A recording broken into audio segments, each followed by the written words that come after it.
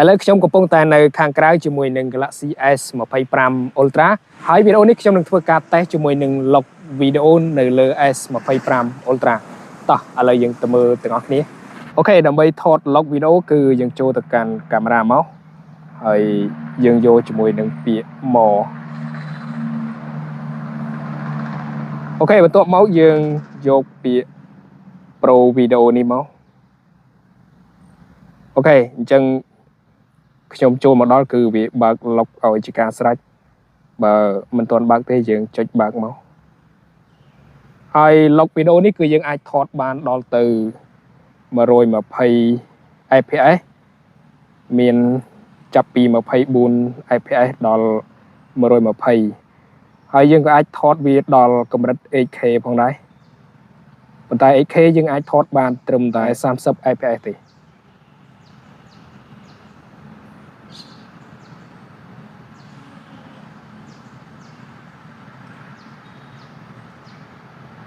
អូខេ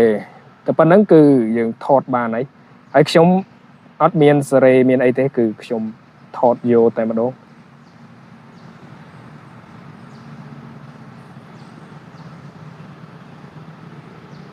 យើងអាច zoom បានដល់ 10x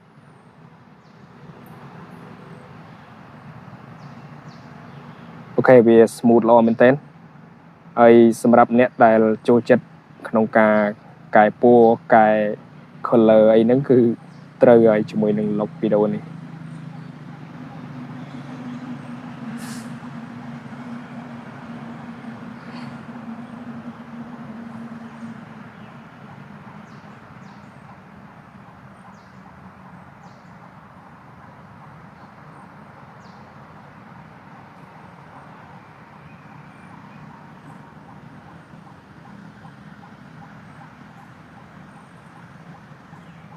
វា smooth ល្អមែនទែន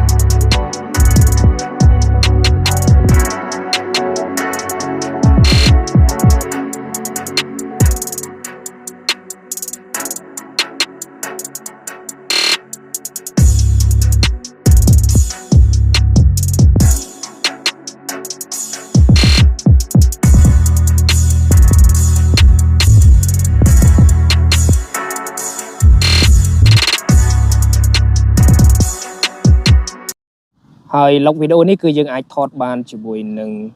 wide និង ultra wide